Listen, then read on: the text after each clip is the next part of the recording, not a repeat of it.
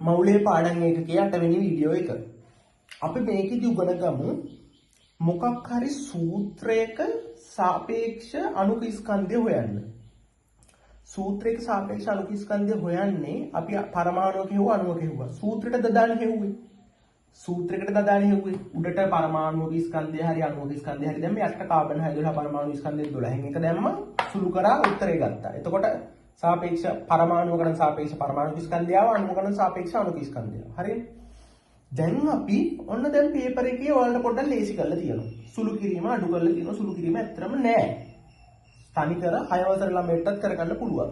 දැන් ඔයාලට सापेक्ष परमाणु ස්කන්ධය सापेक्ष අණුක ස්කන්ධය සූත්‍රයෙන් හොයන්න කියලා කිව්වොත් තරම සුළු කිරීමක් එක්ක මොකක් හරි පරමාණුවක් හරි අණුවක් හරි දීලා හොයන්න අණුවක හරි ස්කන්ධය දීලා හොයන්න කිව්වොත් තරම හොයන්න. ඔයාලට දෙනෝ ඔයාලට මෙන්න පේපර් එකේ දෙනවා මෙන්න මෙහෙම.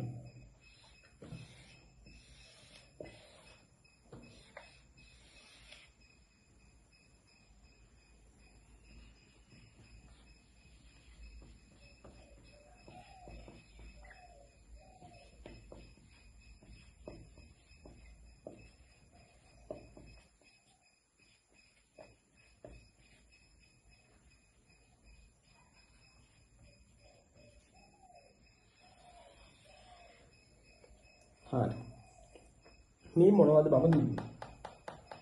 මේ දුන්නේ අපිට ඉගෙන ගන්න තියෙන මූලද්‍රව්‍ය 20 ඇතුලේ තියෙන මූලද්‍රව්‍ය වල තියෙන ඔයාලට තියෙන මූලද්‍රව්‍ය 20 ඇතුලේ මූලද්‍රව්‍යනේ මෙතන තියෙන්නේ. මේ හැම මූලද්‍රව්‍යෙම ඔයාලට තියෙන මූලද්‍රව්‍ය 20 ඇතුලේ තියෙන මූලද්‍රව්‍ය. මේ දීලා තියෙන මේ පේපර් එකේ දෙනවා. පේපර් එකේ දෙනවා මේ එක එක මූලද්‍රව්‍ය වල සාපේක්ෂ පරමාණු ස්කන්ධය දෙනවා.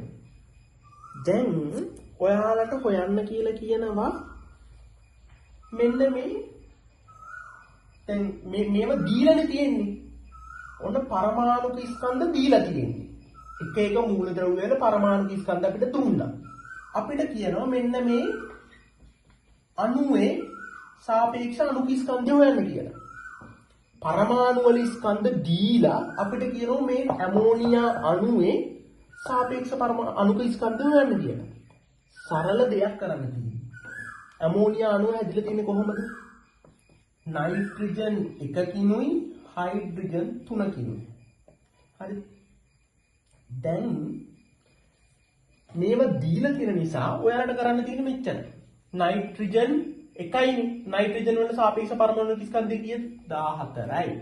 එකතු කිරීම හයිඩ්‍රජන් වල කීයද? 3යි. හයිඩ්‍රජන් 3ක් තියෙනවා. එතකොට එක් වරක් 3යි. එතකොට ඇමෝනියා වල කීයද? 14 15 16 17.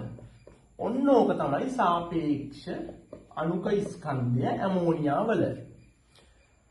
සරලවම හොයන්න තියෙන්නේ ඔන්න ඔච්චරයි. ඒ කියන්නේ අපිට සාපේක්ෂ පරමාණුක ස්කන්ධ දීලා නේද සාපේක්ෂ අණුක ස්කන්ධය ඇමෝනියා වල හොයන්න කියලා තියෙන්නේ.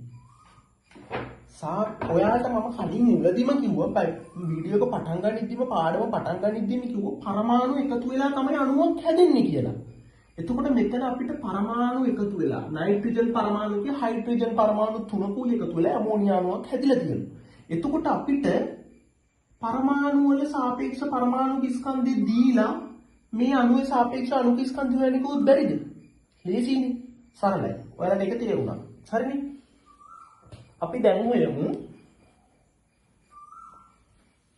මේ වගේම තව එකක්.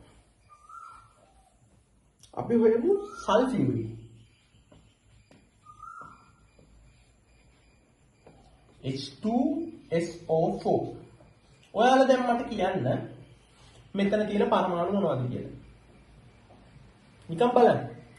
හයිඩ්‍රජන් පරමාණු දෙකක් තියෙනවා.